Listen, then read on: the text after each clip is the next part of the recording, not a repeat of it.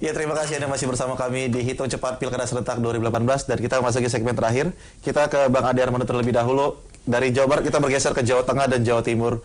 Apakah ada penurunan angka yang signifikan? Kalau kita lihat di Quick Count ada penurunan. Sudirman Said luar biasa dukungannya bertambah. Walaupun ujung-ujungnya Sudirman Said harus dikalahkan oleh petahana. Enggak juga kalau itu. Itu angkanya ya sejauh itu memang.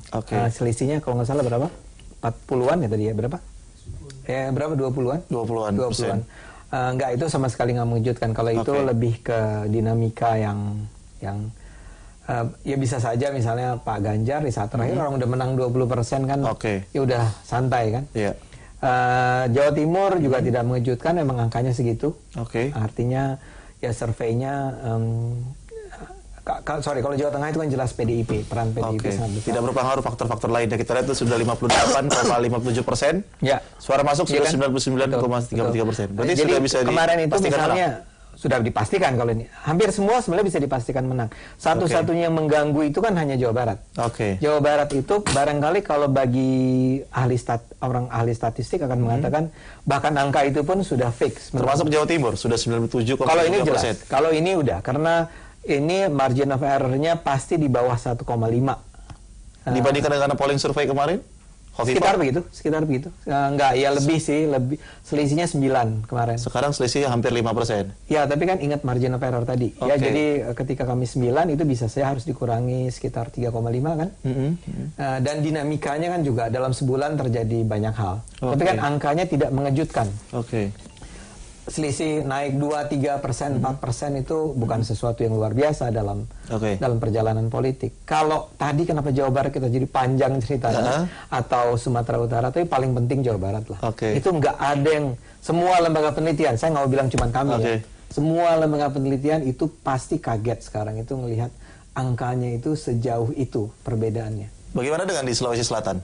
Sulawesi Selatan, Pak Nurdin Abdullah, kita sudah prediksi. Angka kita menunjukkan bahwa Pak Nurdin itu nomor 1, cuma semula kita menyangka nomor 2-nya adalah Pak Yasin. Ya, bukan menyangka, data kami itu Pak Yasin, tapi memang kejar-kejaran dengan Pak Nurdin Halid ya. Jadi dalam hal ini saya setuju tadi dengan statement awal bahwa kalau di sana sih cuma persoalan siapa yang nomor 2, siapa yang nomor 3 kan. Jadi tidak mengejutkan dalam artian yang mengejutkan gitu ya, yang besar kejutannya. Kalau tadi kenapa Sumatera Utara juga disebut karena angkanya tidak terbayang. Seperti Anda bilang, sejumlah lembaga penelitian lain di luar SMRC mengatakan menang 1-2% ya. Walaupun saya akan bilang ya 1-2% tuh sebetulnya tidak terlalu signifikan, menentukan karena harus pertimbangkan margin of error kan. Tapi sekarang kan ternyata berapa tadi? Di atas 10. Di atas 10%. Di atas 10%. Itu jadinya juga mengejutkan dalam artian kok selisihnya sejauh itu. Tapi bahwa yang menang adalah Pak Edi ya. Pak Edi kalau buat SMRC sih ya memang nggak juga terlalu mengejutkan. Ya, Bang Said, di Sulawesi Selatan dengan Jawa Barat ini hampir, tapi tidak sekeras di Jawa Barat ya. Sumatera Utara. Maksud saya tidak. Kalau Sulawesi Selatan aman pertarungannya, tapi maksud saya pertarungannya di runner up, bukan di peringkat satu, ya kan? Jika di Jawa Barat itu yang bertarung di dua DM. Kalau Jawa Barat itu ada kemungkinan ya, ada kemungkinan. Ada kemungkinan. Sebetulnya yang menang adalah Asyik. Kemungkinan. Ada kemungkinan kecil, tapi ada kemungkinan itu. Tapi apakah Bang Said bisa mengerti ataupun melihat apakah nanti akan berujung ke Mahkamah Konstitusi? Ya tentu saja, kan makanya saya katakan tadi di awal. Saya membandingkan data yang ada sekarang kan yang diminta sekarang dengan hasil survei SMRC sebelumnya gitu. Bahwa terkait dengan posisi runner up itu terjadi perubahan. Dari Deddy Mizwar harusnya nomor 2 dia jadi nomor 3. Nah, naiklah Sudrajat ke nomor 2. Tapi apakah hasil akhir dari KPU nanti memastikan Ridwan Kamil menang? Ya belum tentu gitu. Kita masih harus menunggu. Tapi kalau kita berpegang kepada data SMRC hari ini pada hasil hitung cepat 2963 sekarang posisinya untuk pasangan Asyik, sementara pasangan Rindu 32,24. Nah, itu kan memang kisaran sekitar 2%-an nih, sekitar 2%-an. Kalau dia betul angka ini atau tidak lari jauh dari hasil KPU, tetap di level 2% tadi, maka memang tidak bisa dimajukan ke Mahkamah Konstitusi. Nah, kan rumusnya itu sebetulnya semakin banyak penduduknya, selisihnya semakin kecil.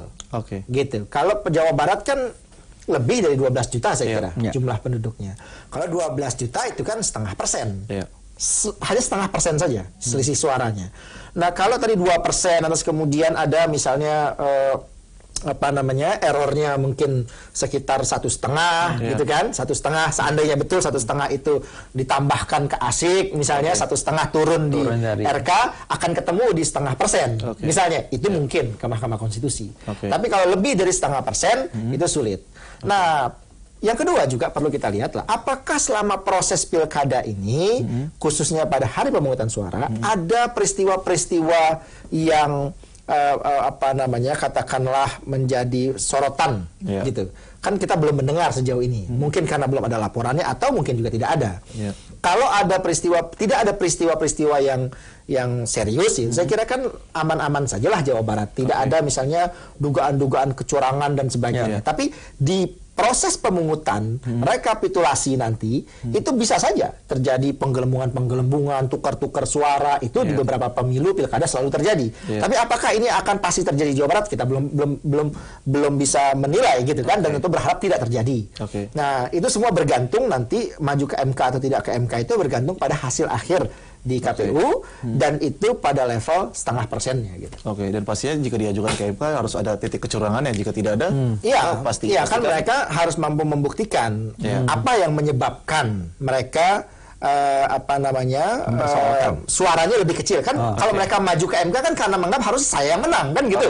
Ya kan? Nah, atas dasar apa mengatakan saudara yang menang, di mana kecurangan yang terjadi gitu loh. Nah, itu yang akan menjadi pembahasan di proses hukum di MK gitu. Baik, Bang Said. Bang Ade Armando sekaligus closing statement, tadi Bang Ade mengatakan kemungkinan bisa saja pasangan ASIK yang jadi pemenang di Pilgub Jawa Barat. Lagi-lagi saya mengikuti logika, kita menggunakan data quick count. Quick count itu kan adalah ramalan, jadi memprediksi kan. Ya, dia memang kalau itu dilakukan dengan cara sebaik mungkin, maka dia semestinya bisa mewakili suara populasi sesungguhnya. Sampel adalah wakil dari suara populasi sesungguhnya. Kalau kita lakukan dengan baik. Nah, tapi karena kita adalah manusia biasa, maka kita selalu menambahkan. Bahkan setelah kita sangat berhati-hati melakukannya, kita menambahkan yang namanya margin of error. Nah, sekarang kita lihat angkanya tadi. Nah, persis yang hitungan barusan itu. Angkanya selisihnya tuh cuma 2,6% lah, 2,7%. Sementara margin of error kami itu 1,2 gitu ya. Kan kalau 1,2 ditarik ke bawah, 1,2 ditarik ke atas, 2,4, 2,5, sementara tadi selisihnya secara quick count realnya itu mengatakan 2,7, itu kan selisihnya betul-betul tinggal 0,2. Ya, ada tinggal 0,2.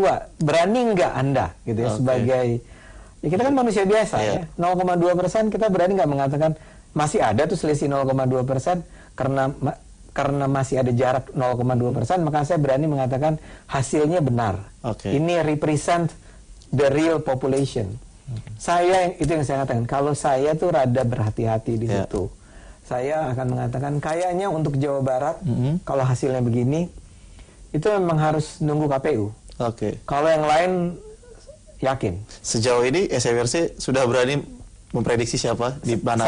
Saya harus cek ke SMRC ya. Enggak, maksud saya gini, untuk mengatakan SMRC itu kan nama lembaga ya. Saya di sini saya sebagai peneliti.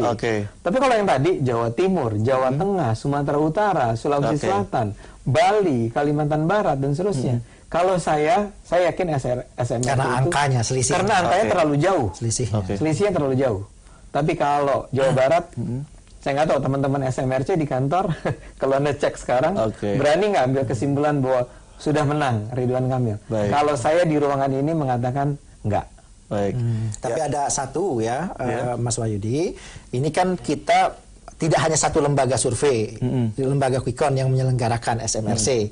Sepintas barusan saya sempat cek, ada juga lembaga lain yang menempatkan posisi Ridwan Kamil lebih kecil sedikit dari SMRC dan justru suara untuk pasangan ASIK itu justru lebih naik lagi. Nah, karena memang kemungkinan terjadi itu, maka bisa saja perubahan siapa yang akan menang ini dari hasil quick count ujungnya itu bisa Ridwan Kamil, bisa juga pasangan Sudrajat Saihu gitu.